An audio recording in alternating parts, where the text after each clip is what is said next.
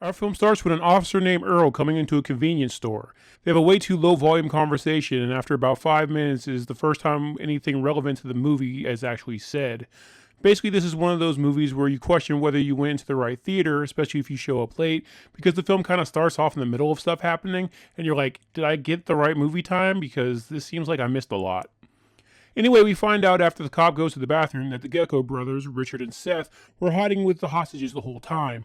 We get the dynamic that Seth is the brains of the operation and Richard seems to be an extreme introvert as he basically just whispers things into Seth's ear instead of speaking to anyone directly.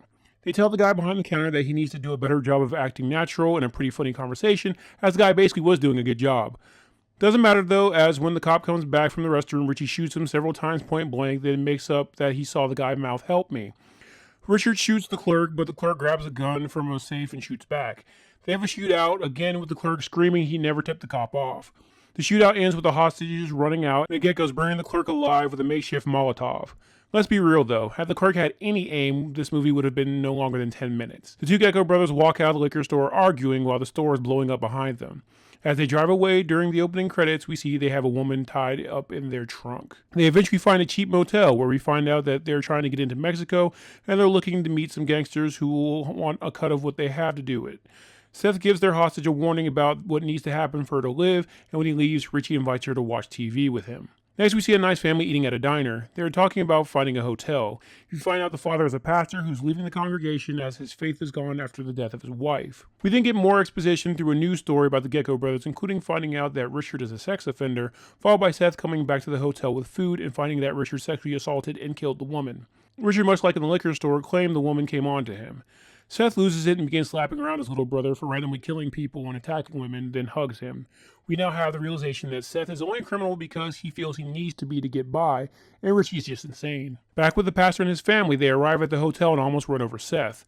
The Geckos then arrive at their room and take them as their new hostages. When the daughter Kate walks in a swimsuit, we start to see that Richard has hallucinations where he believes the girl's coming on to him. Seth sends Richard to get the family's RV, and when he's gone, he sends the daughter to get dressed. They all get in their RV and head to Mexico, where Seth tries to get to know the pastor. We find out that his wife died in a car accident. Seth again promises that everyone will live as long as they play along. The pastor intelligently questions that. They come to an agreement that if Richard touches the pastor's daughter, the pastor would kill him, and vice versa, with Seth killing the family if they try to escape. After more scenes of Juliet Luce's feet that anyone ever needs, by the way, this is a thing with Tarantino, so expect a lot of female feet scenes, they get to the border. Richard, Seth, and Kate hide in the bathroom, but Richard loses it over something Seth says, resulting in Seth having to knock him out. The border patrol, after hearing the noise, gets suspicious and checks the RV. Somehow they get past this and are led across the border. Seth tells the Fuller family that they're on his cool list now and tells the pastor to drive to a place called the Titty Twister. Meanwhile, Seth tells Richie that he simply passed out and broke his glasses when he hit the ground, where Richie doesn't remember getting knocked out. They eventually arrive at the Titty Twister bar, and after running into our second character played by Cheech Marin after the border patrol, they go in. The goal is to wait there until their contact arrives to do their transaction at dawn. Seth and Richie head to the bar to get a drink, but they're turned away until the pastor shows up and vouches for them. The brothers grab a table and invite the kids to drink, much to the dismay of the pastor. Richie even offers to get the son a lap dance, which is very nice of him. The pastor notices that Seth is agitated and is ready to fight the bartender and tells him to know when he's won and enjoy it. Seth takes the advice and they drink together. This then leads to the dance scene everyone remembers as Santanico Pandemonium is introduced. After the dance, everyone goes crazy applauding, even though she pretty much has the most clothes on of all the females but Kate. But they can't get too relaxed because in comes the guys the Geckos beat up at the door. A fight breaks out, people start getting shot and stabbed, and the Geckos try to hold the room hostage.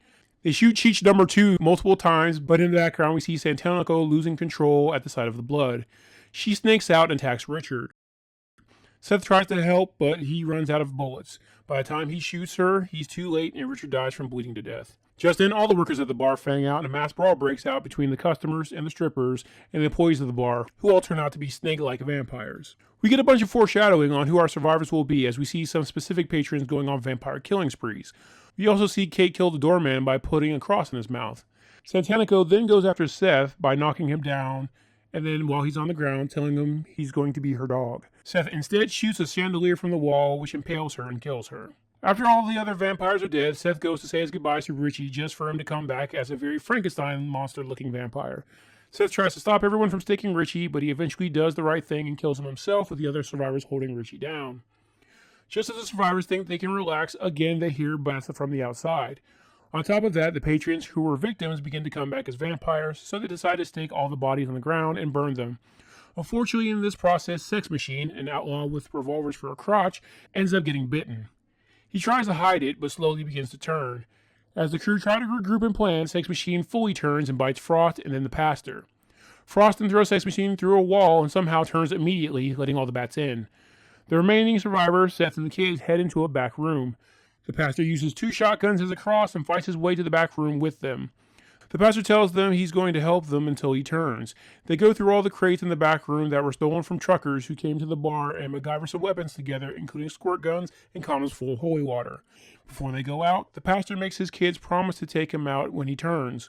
When he's finally convinced they mean it, they head out and the remainder of the film becomes an arcade shooter where the crew go around killing random faceless monsters, other than the returning Sex Machine, who gets decapitated with his own whip followed by an arrow to the eye, which somehow then makes him turn into a giant rat creature. And before he can get to Seth, Kate takes him out with a few crossbow shots. Also, Frost shows back up, and Pastor ends up getting his shotgun stuck in his abdomen. After shooting some vampires, he then takes the gun out and Frost disintegrates. We then see the vampires back off of the pastor just for him to turn around and bite his son Scott. Scott then gets bum rushed and eaten by the remaining vampires. Scott tells Kate to kill him, which she does, taking out all the vampires feeding on him as well. This leaves 2 survivors left, Kate and Seth, and really polite vampires hanging back to let them talk over strategy. Just then, you begin seeing light from bullet holes in the wall. Seth tells Kate to shoot more holes. They then hear a knock from outside from someone. The gangsters the geckos were trying to meet shoot the door open, resulting in the sunlight hitting a disco ball inside the bar and blowing the place up. Seth then reprimands the gangster, that's Chichimera number 3, for picking the place. He borrows to keep more money to make up for Richie getting killed. Seth then apologizes to Kate and gives her money for her trouble. Kate decides she doesn't want to be alone and wants to go along with Seth, but he tells her to go home. The last thing we see is Kate head off in an RV after Seth leaves, and a wide shot that the titty twister was just an ancient pyramid. This film was successful enough to have a sequel that has nothing to do with this film, and then a third film that acts as a prequel explaining the history of Salma Hayek's character that, as you can tell, despite being all over the promotion of the film, is actually barely in it. Because Santanico Pandemonium is now almost a legendary figure in cinema, thanks to the famous snake dance, eventually Miramax would just go on to make a series based on the original From Dusk Till Dawn movie, but in order to do that, some changes were made, with season 1 being a retelling of the story of the movie, with one major change. This time, it's actually about Santanico. Much like the movie only addresses the vampire toward the end, the show also only addresses that toward the end of the season. The first 6 episodes revolve around, much like the beginning of the movie, the Gecko brothers' journey to Mexico and meeting the Fuller family, including actually showing us how the film's beginning hostage situation starts. Instead of it being a shot-for-shot remake, they do delve into more of Richard's psychosis of seeing and hearing things that aren't there, and Seth's dealing with it, but this time we find out that Santanico is in his head, drawing him to the titty twister to release her. Once they get there, things happen similar to the movie, but with 2 major very welcome changes, with the most important being Santanico doesn't die a few minutes after she's introduced. In fact, she doesn't die, period. Well, she is dead being a vampire, but not in the final death way. What we get instead in episode 7 is a very good recreation of the legendary dance, but in this version, Santanico actually saves Richie from being killed by a gunman attempting to go after him. In this version, we find out that she herself is a victim who is being held captive at the Titty Twister and needed the geckos to free her. They also change her backstory, but I'll get to that when I do a comparison video of the show to the film The Hangman's Daughter. But in both, she is played out as an innocent young girl turned into a vampire, but here she's being used by a vampire cult to bring them victims, with her true goal being to destroy the vampires that held her captive so she can escape the Titty Twister herself. My favorite change here is that Santanico doesn't go full snake every time she fangs out, resulting in a much hotter bite scene, specifically when she talks Richie into letting her turn him to save him. This leads to the first season ending with not only Kate and Seth going off together instead of going their separate ways, but the final scene of the season being Santanico and a now vampire Richie leaving the Titty Twister very much alive as powerful vampires and heading for the United States. Thanks for watching. If you like these recaps, please leave a like and subscribe and hit the bell icon to know every time I update. There is now an option to be a channel member where you'll get access to exclusive recaps from late night vampire catalogs like Showtime, Cinemax After Dark, USA Up All Night, and much more. If you want to help my channel grow, please check out my Patreon, where members can get exclusive content that can't be uploaded on YouTube, along with download options. Link is in the description.